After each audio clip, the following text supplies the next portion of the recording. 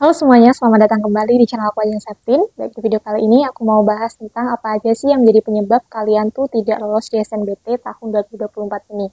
Untuk selanjutnya bisa kalian hindari sehingga peluang kalian lolos di SNBT besok lebih tinggi.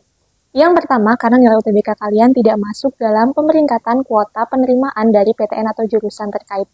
Bukan karena nilai kalian tuh rendah. Maka dari itu kadang ada ya skornya lebih rendah, kok dia lolos SNBT, padahal kan aku lebih tinggi misalnya gitu. Jadi bukan hanya soal skor kalian itu rendah, tetapi itu juga dipertimbangkan dari kuota yang diambil oleh jurusan terkait. Oleh karena itu kalian harus pinter-pinter memilih maupun mengurutkan jurusan yang kalian pilih dalam SNBT. Karena sekarang kan diberi kesempatan untuk memilih 4 ya.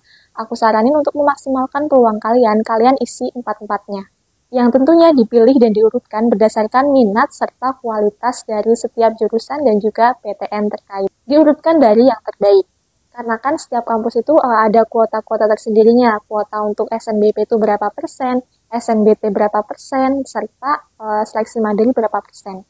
Jadi kalau misalkan kalian tuh skornya tinggi pun, tetapi kalau saingan kalian ada yang lebih tinggi dan kalian nggak masuk dalam kuota penerimaan jurusan dan juga PTN terkait, itu kalian tidak lolos.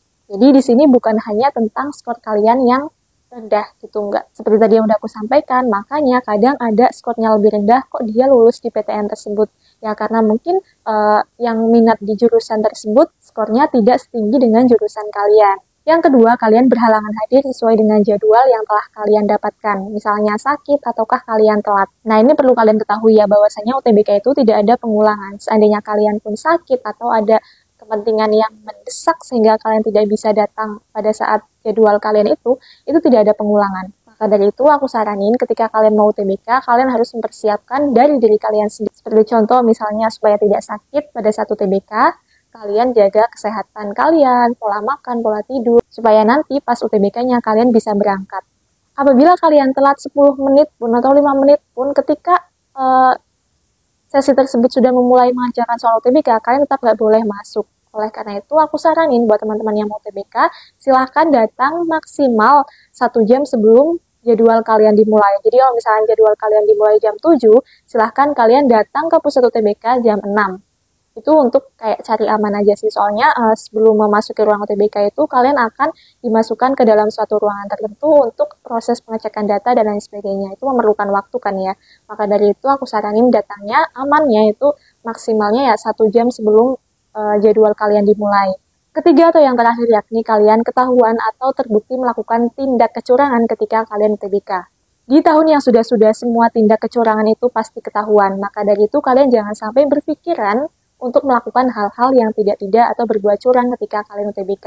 Nah ini juga perlu kalian ketahui ya bahwasanya ketika kalian mau UTBK itu sebelum masuk kalian tuh akan di kayak cek gitu menggunakan metal detector. Selain itu kalian juga akan diawasi oleh banyak pengawas. Waktu tahunku itu sekitar 4 pengawas kamera CCTV on.